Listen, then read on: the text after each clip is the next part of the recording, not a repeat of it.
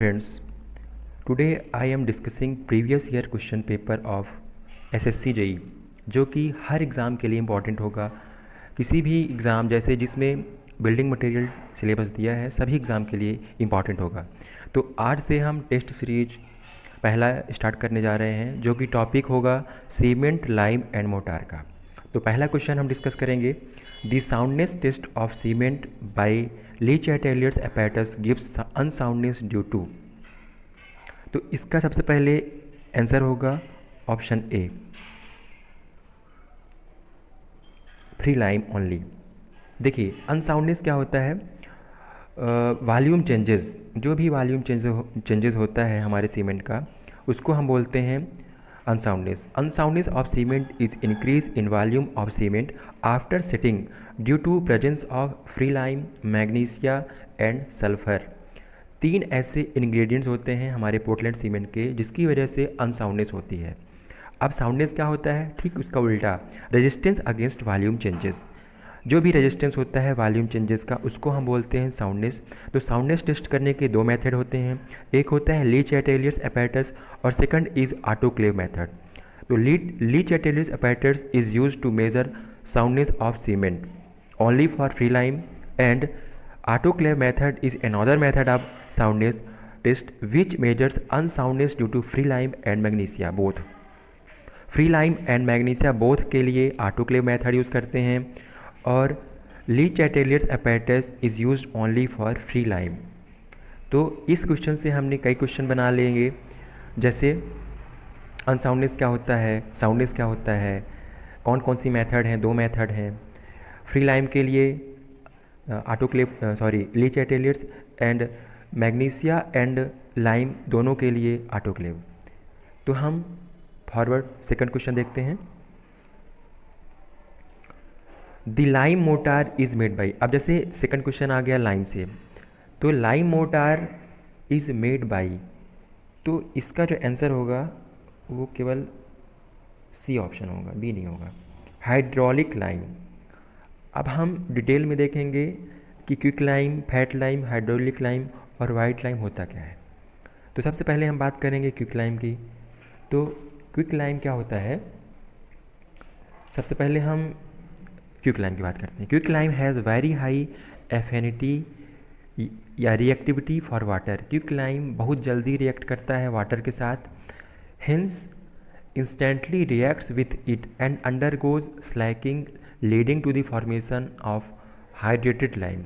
ये बहुत जल्दी वॉल्यूम चेंजेस करता है, स्लैक्ड करता है, इसको हम मिल्क ऑफ लाइम भी बोलते हैं।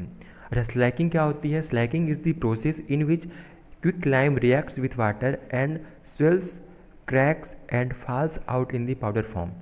स्लैकिंग वो प्रोसेस होती है जब हम लाइम को पानी के साथ मिलाते हैं तो वो रिएक्ट करेगा और उसमें स्वेलिंग होगी, वॉल्यूम चेंजेस होगा, और जब स्वेलिंग होगी तो वो फॉल्स आउट हो जाएगा, छोटे छोटे पार्ट में डिवाइड हो जाएगा और एक पाउडर फॉर्म में बन जाएगा। तो क्विक लाइम को हम और किस नाम से जानते हैं, क्विक लाइम, कॉस्टिक लाइम और लंप लाइम, इन तीन नाम से जानते हैं। क्विक लाइम को हम कॉस्टिक लाइम भी बोल सकते हैं और लंप लाइम भी बोल सकते हैं। अब हम बात करते हैं फैट लाइम। तो फैट लाइम क्या होता है, this lime slakes vigorously due to which its volume changes 2.5 times. जब हम फैट लाइम जब हम लाइम को पानी के साथ रिएक्ट कराते हैं, रिएक्शन करता है, तो ये बहुत जल्दी विग्रसली बहुत ज़्यादा इसमें चेंजेस आता है वॉल्यूम का, जो कि 2 से 2.5 गुना होता है चेंजेस। ओरिजिनल वॉल्यूम का 2 से 2.5 गुना वॉल्यूम चेंजेस होता है, इसलिए इसका नाम होता है फैट लाइम।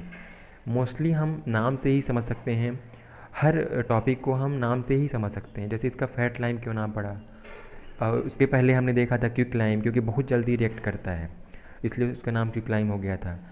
तो इसमें और हम बात करते हैं आगे फैट लाइम में, it possess perfectly white colour, इसका जो कलर होता है परफेक्टली वाइट होता है, hence it is also termed as white lime. Fat lime को हम वाइट लाइम भी के नाम से भी जानते हैं। क्यों वाइट लाइम, क्योंकि इसमें जो लाइम स्टोन होता है वो 95% प्योरिटी होती है, इसलिए इसका जो कलर आता है वो वाइट आता है। इसको हम और नाम से भी जानते हैं, प्योर लाइम, रिच लाइम और हाईली कॉस्टिक लाइम। फिर हम बात करते हैं हाइड्रोलिक लाइम की, जो कि इसका आंसर भी है। It is also referred as water lime as it is capable of setting in water and in damp location. जहाँ पे भी हमको डैम्पनेस है या वाटर में हमको अगर कोई कंस्ट्रक्शन वर्क करना है तो वहाँ पे हम हाइड्रोलिक लाइम यूज़ कर लेते हैं, क्योंकि वहाँ पे ये सेट हो जाता है। हाइड्रोलिक लाइम वहाँ पे सेटिंग जल्दी करा देता है। सेटिंग यानी कि प्लास्टिसिटी लूज़ करा देना, उसकी शेप गेन करा देना। हाइड्रोलिक लाइम में ही और हम बात करते हैं, it is obtained by calcination of lime stone having the purity in the range of 70 to 92%। 70 से 92% इसकी प्योरिटी होती है। और इसके पहले हमने जैसे फैट लाइम की बात किया था तो 95% is purity.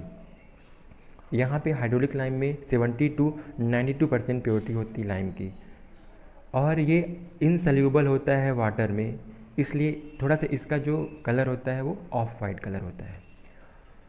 Where strength is required then use hydraulic lime, इसलिए हम लाइम मोटार में हाइड्रोलिक लाइम यूज़ करते हैं। फिर से आप इसको समझ लीजिए, जो इसका क्वेश्चन है इसका मेन आंसर यही है, it hardness comparatively faster than fat lime या other lime, hence it is used in engineering work where strength is required. So we use hydraulic lime where lime mortar के लिए हम hydraulic lime का use करते हैं। अब हम देखते हैं नेक्स्ट क्वेश्चन।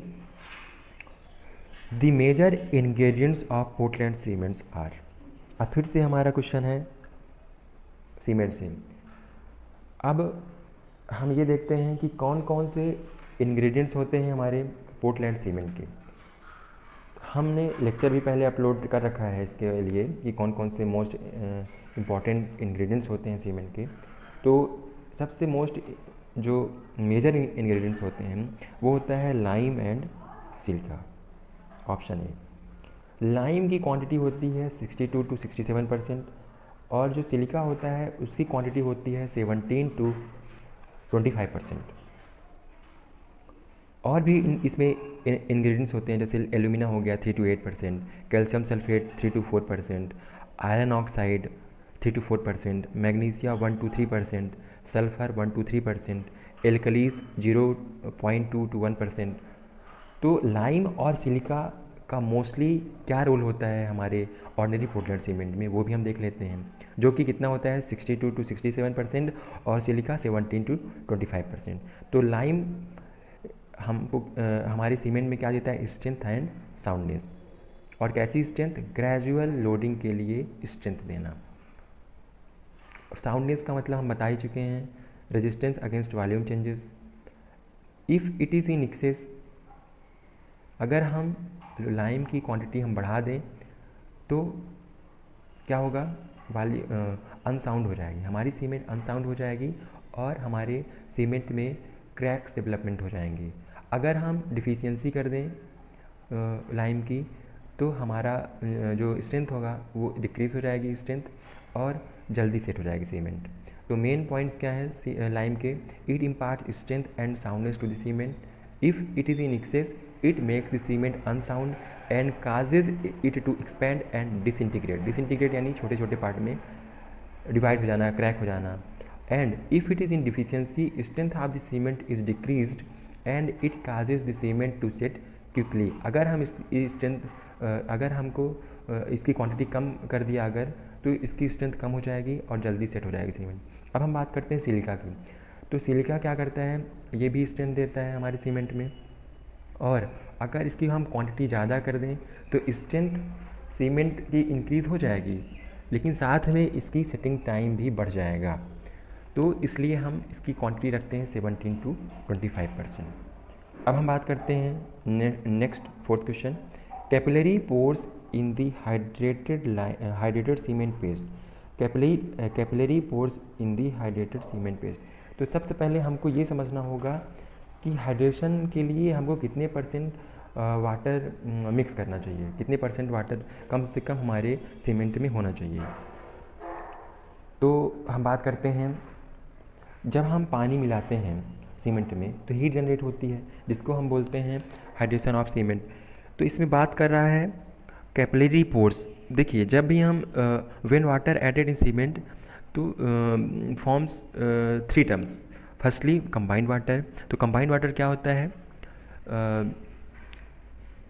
जब हम पानी मिलाते हैं सीमेंट में तो केमिकली रिएक्शन होता है। 23% वाटर हम मिलाते हैं जो हाइड्रेशन के लिए होता है, और ये अनइवेपोरेबल होता है 23% water.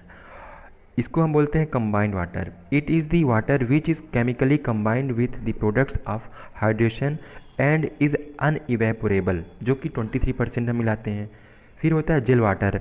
It is the water which is absorbed over the surface of cement particles and it is not available for hydration.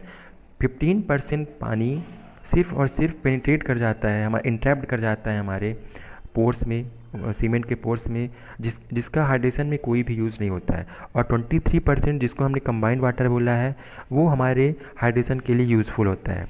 तो हम टोटल अगर हम 23 प्लस 15% को ऐड करें तो 38%, यानी अप्रॉक्सीमेट 38% हमारे हाइड्रेशन के लिए इम्पॉर्टेंट होता ही होता है। अगर हम इससे कम वाटर ऐड करेंगे तो हाइड्रेशन पूरा नहीं हो पाएगा, सीमेंट जल्दी सेट हो जाएगी और स्ट्रेंथ जितनी गेन होनी चाहिए वो हमारे सीमेंट के लिए गेन नहीं हो पाएगी।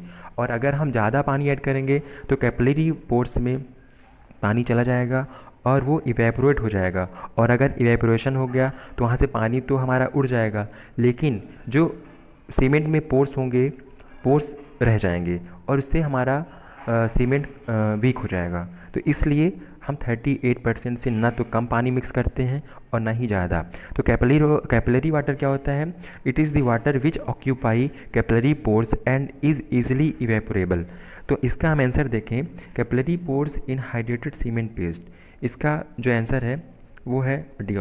Converting limestone into quick lime by heating it to temperature up to 900 degree centigrade and releasing carbon dioxide is known as. अब इसको समझिए कि जब लाइम स्टोन यानी कि CaCO3 एक मिनट,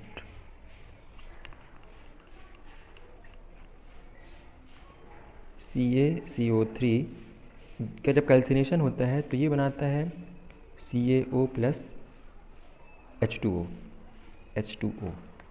यानी कि लाइम। जब कैल्सिनेशन होता है, कैल्सिनेशन क्या होता है, calcination is the process of heating an ore, जो उसका अयस्क होता है उसको हम गर्म करते हैं up to the redness, that called calcination. जो हमारा लाइम स्टोन होता है उसको हम जब तक वो रेड कलर का ना हो जाए तब तक हम उसको हीट देते हैं, तो इससे प्रोड्यूस होता है लाइम और साथ में प्लस कार्बन डाइऑक्साइड।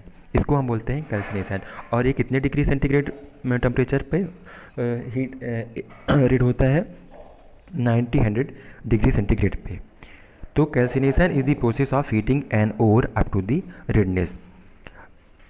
अब हम बात करते हैं अगले क्वेश्चन की। Select cement out of the following which may be used in mass concreting construction. तो मास कंक्रीटिंग मतलब जहाँ पे बहुत ज़्यादा सीमेंट यूज़ हो रहा हो, जैसे डैम हो गया, बैराज हो गया, बियर्स हो गया। तो यहाँ पे क्या होता है कि बहुत ज़्यादा ह्यूज अमाउंट में हम कंक्रीट यूज़ करते हैं। तो इसका जो करेक्ट आंसर होगा वो होगा ऑप्शन सी। कैसे? देखिए, जो लो हीट पोर्टलैंड सीमेंट होता है वो क्या होता है, जैसे नाम से ही हमको समझ में आ रहा है, लो हीट पोर्टलैंड सीमेंट, यानी कि वो जो हीट जनरेट होगी वो धीमे धीमे होगी, लो होगी। तो वहाँ पे जहाँ पे भी हमको ह्यूज अमाउंट में या मास कंक्रीट वर्क करना होता है, कंस्ट्रक्शन करना होता है, वहाँ पे हम हमेशा ऐसी सीमेंट यूज़ करते हैं जहाँ पे हीट ऑफ हाइड्रेशन चलती रहे। जैसे डाई कैल्शियम सिलिकेट जब हम मिलाते हैं तो उसकी जो हीट ऑफ हाइड्रेशन होती है वो कई साल तक चलती रहती है, वो बहुत जल्दी हीट ऑफ हाइड्रेशन जनरेट नहीं करता है। अगर हीट ऑफ हाइड्रेशन जल्दी हो जाएगी तो बहुत ज़्यादा अगर हमारा ह्यूज अमाउंट में कंक्रीट है तो वहाँ पे क्रैक्स डेवलप हो जाएंगे। तो क्रैक्स डेवलपमेंट ना हो इसलिए हम ऐसी सीमेंट यूज़ करते हैं जिसमें हीट सालों साल चलती रहे, टाइम के साथ वो हीट जनरेट होती रहे। जैसे सबसे ज़्यादा हीट ऑफ हाइड्रेशन होता है ट्राइकैल्शियम एल्यूमिनेट का, ट्राइकैल्शियम सिलिकेट का, और सबसे धीमी प्रोसेस होती है डाई कैल्शियम सिलिकेट C2S का। तो इसका आंसर होगा low heat Portland cement, Portland blast furnace slag cement, इसका भी हीट ऑफ हाइड्रेशन चलता रहता है, और पोर्टलैंड पोजोलाना सीमेंट। ये जो तीनों सीमेंट होती हैं, इनकी जो हाइड्रेशन प्रोसेस होती है वो कई टाइम चलती रहती है, many years and so on. तो आप समझ गए होंगे, इसका भी एक्सप्लेनेशन मैंने दे दिया है, और अगर कोई डाउट आता है तो आप कमेंट बॉक्स में पूछ सकते हैं मेरे से। तो हम बात करते हैं अब next question. Oleic acid and oleic acid may be used in the manufacture of hydrophobic cement. इसका आंसर होगा बी, हाइड्रोफोबिक सीमेंट। अब हाइड्रोफोबिक सीमेंट क्या होता है? हाइड्रोफोबिया, फोबिया यानी कि डर। अब हाइड्रो वर्ड जहाँ भी यूज़ हो जहाँ पे भी यूज़ हो जाए वहाँ पे उसका मतलब क्या होता है? पानी से रिलेटेड। यानी कि जो सीमेंट होता है अगर वो पानी के कांटेक्ट में आ जाए तो सीमेंट हमारी जल्दी सेट हो जाएगी और हम उसके साथ फिर हम काम नहीं कर सकते। तो इसलिए वो ज़्यादा ड्यूरेशन तक हमारी सीमेंट रखी रहे अगर तो ख़राब ना हो, इसलिए हम इसमें दो एसिड मिलाते हैं, एक होता है ओलेइक एसिड और एक होता है स्टेरिक एसिड। तो हाइड्रोफोबिक सीमेंट एक्चुअली में होता क्या है हम देख लेते हैं। The cement is prepared by intergrinding cement clinkers with water repellent film forming substances. ये जो दो एसिड होते हैं स्टेरिक एसिड और ओलेइक एसिड, ये वाटर रिपेलेंट फिल्म फॉर्म करते हैं जिसकी वजह से हमारी सीमेंट पानी से बच जाती है, पानी से रिएक्ट नहीं कर पाती और ख़राब नहीं होती है, ज़्यादा समय तक चल पाती है। तो this water repellent film which is formed around the cement particles reduces the rate of deterioration of cement due to long storage and transportation period। transportation period इसका ज़्यादा हो सकता है, ज़्यादा दिन तक हम इसको स्टोर कर सकते हैं। इसलिए आपको दो चीज़ें याद करनी पड़ेगी, हाइड्रोफोबिक सीमेंट में कौन कौन से एसिड यूज़ करते हैं, water repellent film, stearic acid and oleic acid. अब हम देखते हैं next question. Pickup the correct statement. अब इसमें कौन सा करेक्ट स्टेटमेंट होगा? ए ऑप्शन है lime is available in free state, lime is made from gypsum, जो कि बिल्कुल गलत है। लाइम फ्री स्टेट में नहीं होता, लाइम जिप्सम से नहीं मिलता है, कैल्शियम सल्फेट से जिप्सम प्राप्त होता है। Lime is made from dolomite oblique calcium carbonate, जो कि इसका आंसर ही है ऑप्शन सी। लाइम जो कि हम एक टॉपिक लेंगे इसका स्टोन का, स्टोन एंड रॉक, उसमें हम देखेंगे डिटेल में कि कौन कौन से स्टोन होते हैं, कौन से मिनरल्स होते हैं, कैसे फॉर्म होते हैं, तो ये हम डिटेल में देखेंगे।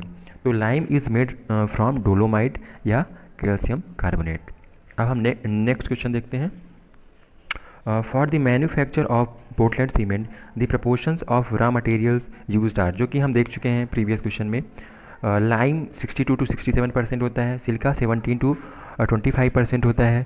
तो आप ऑप्शन से देख सकते हैं, जैसे ए ऑप्शन ही है हमारा, बाकी बी में तो लाइम 70 दिया है, 40 ये तो हो ही नहीं सकता, नन ऑफ द अबव भी नहीं है, तो ए ऑप्शन हमारा करेक्ट आंसर है। Next question. Compound of cement which reacts immediately with water and sets first. ऐसा कौन सा सीमेंट का कंपाउंड होता है जो वाटर के साथ इमीडिएट रिएक्ट करता है? तो हमने अभी बताया जब हम ओलेइक एसिड जब हम मास कंक्रीटिंग की बात कर रहे थे, जहाँ पे डाई कैल्शियम सिलिकेट की बात किया था, वहाँ पे हमने बताया था सबसे पहले रिएक्ट करता है यानी कि हीट जनरेट करता है सबसे ज़्यादा ट्राई कैल्शियम एल्यूमिनेट। तो आपको याद रखना है कि which compounds react immediately with water, tri calcium aluminate, tri calcium aluminate. Next question. The proper size of cube mould for testing compressive strength of cement. तो ये लैब टेस्ट का question आ गया है कि जब हम सीमेंट को टेस्ट करते हैं फॉर कंप्रेसिव स्ट्रेंथ तो उसमें जो क्यूब का साइज होता है वो 7.05 सेंटीमीटर होता है या 70.5 mm। तो इसका ऑप्शन ये होगा।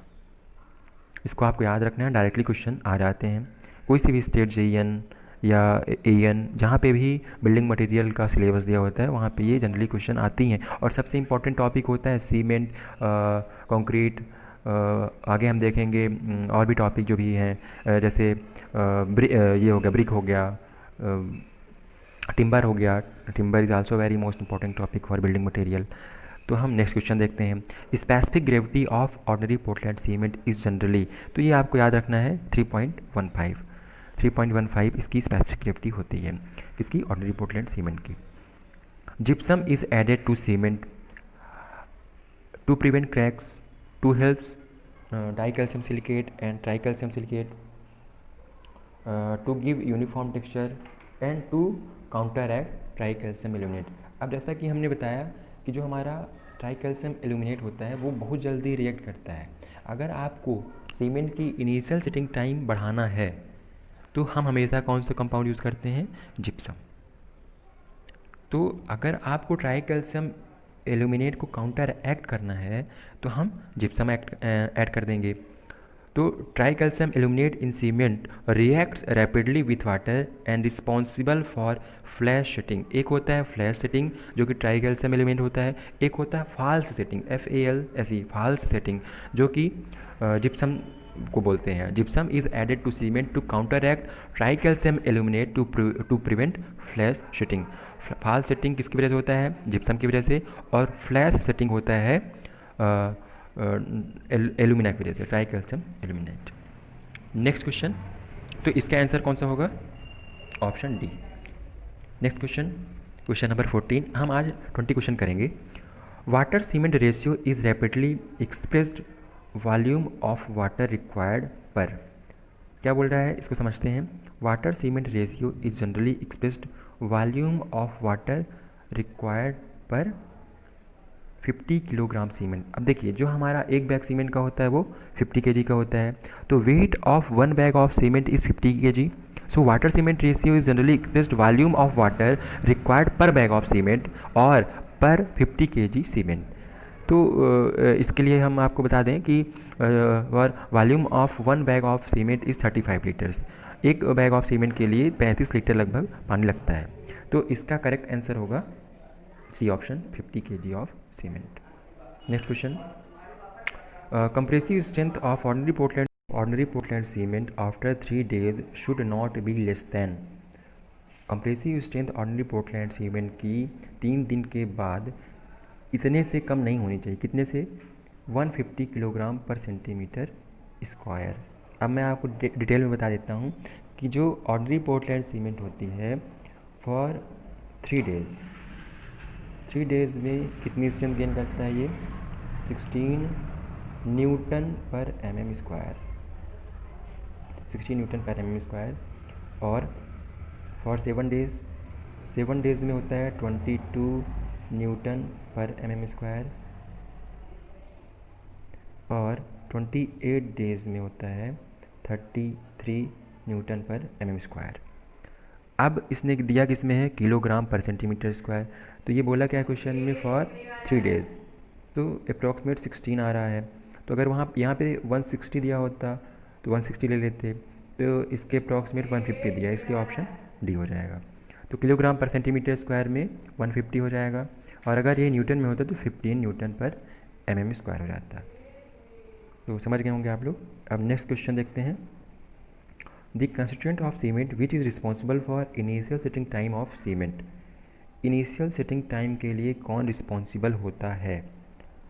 तो जैसा कि हमने डिस्कस किया है प्रीवियस क्वेश्चन में कि इनिशियल सेटिंग टाइम के लिए रिस्पॉन्सिबल होता है ट्राइकैल्शियम एल्यूमिनेट, जो कि हमारे ऑप्शन सी में दिया हुआ है। अगर आपको इनिशियल सेटिंग टाइम बढ़ानी है तो आप क्या ऐड करोगे, जिप्सम। अगर आपको इनिशियल सेटिंग टाइम कम करनी है, या जैसे क्वेश्चन में दिया है the constituent of cement which is responsible for initial setting time of cement, तो ट्राइकैल्शियम एल्यूमिनेट, इसका आंसर हो गया सी। तो increasing tricalcium aluminate content reduces the setting time. अगर हम ट्राइकैल्शियम एल्यूमिनेट को बढ़ाएंगे तो initial setting time of cement क्या हो जाएगी, रिड्यूस हो जाएगी। इनिशियल सेटिंग टाइम के लिए हमेशा रिस्पॉन्सिबल होगा ट्राइकैल्शियम एल्यूमिनेट, ये आपको याद रखना है।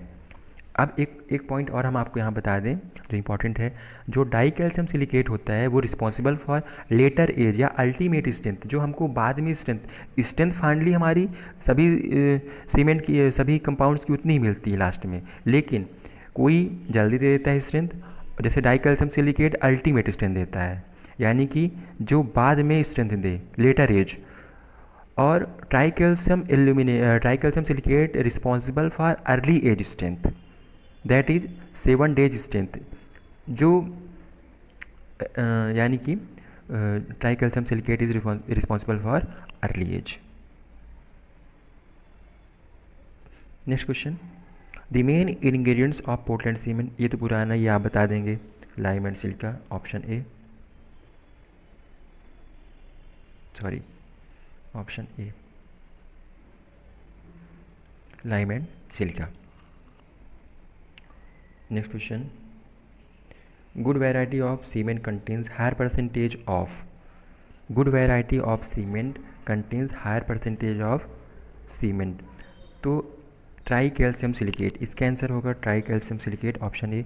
हमेशा बात याद रखिएगा कि जितने बस हमारे बॉक्स कंपाउंड्स होते हैं, बॉक्स कंपाउंड्स क्या होते हैं, जो भी इंग्रेडिएंट्स होते हैं, lime, silica, alumina, iron oxide, calcium sulphate, magnesia, sulphur, alkalis, जब हम इसको टेम्परेचर में गर्म करते हैं 14 to 1600 डिग्री सेंटीग्रेड पे गर्म करते हैं, तो वैज्ञानिक थे, बॉक्स नामक वैज्ञानिक, उन्होंने उसके बाद जो भी कंपाउंड्स मिले उसको गर्म करने के बाद, सीमेंट, पोर्टलैंड सीमेंट इंग्रेडिएंट्स को गर्म करने के बाद, उसको उन्होंने नाम दे दिया box compounds.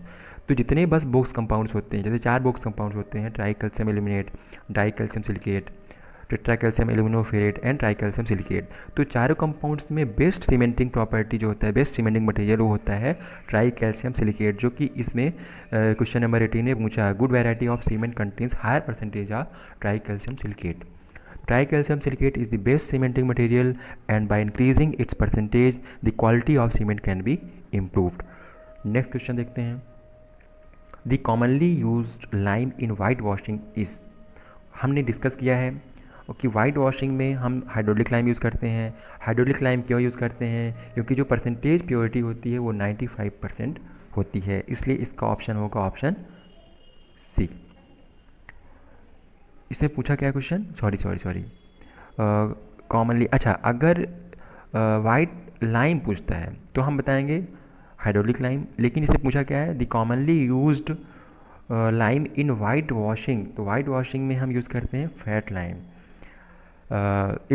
Fat lime is commonly used for plastering and white washing, जहाँ पे भी हमको प्लास्टरिंग हो, एस्थेटिकली यूज़, जहाँ पे भी हमको सामने से अच्छा दिखे, वाइट दिखे, तो वहाँ पे हम हमेशा कौन सा यूज़ कर लेंगे, fat lime. Fat lime will not sit under water, और hydraulic lime is set in under water.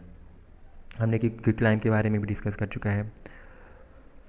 Next question, तो इसका आंसर क्या हो जाएगा, अगर पूछता है वाइट वॉशिंग के लिए तो फैट लाइम।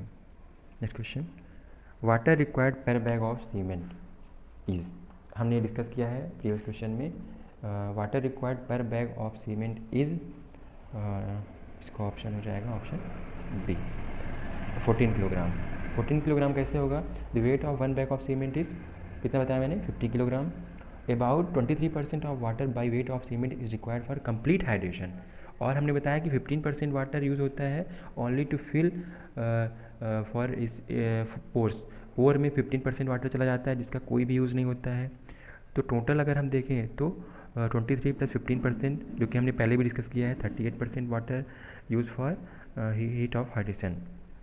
तो वाटर रिक्वायर्ड पर बैग ऑफ सीमेंट अगर हम मल्टीप्लाई कर दें 0.38 × 50 किलोग्राम, तो हमारे पास आंसर आ जाएगा 0.38, और ये 38% कैसे आया, 38% आया, 23% और प्लस हमने ऐड किया 15%, जो कि हमने डिस्कस कर चुका है। 23% यूज़ होता है हमारे कंप्लीट हाइड्रेशन के लिए, और 15% यूज़ होता है वाटर पोर्स में या वाइड्स में फिल हो जाता है, ये पूरा 15% वाटर चला जाता है वाइड्स में, और 23% यूज़ होता है हीट के लिए, कंप्लीट हाइड्रेशन के लिए।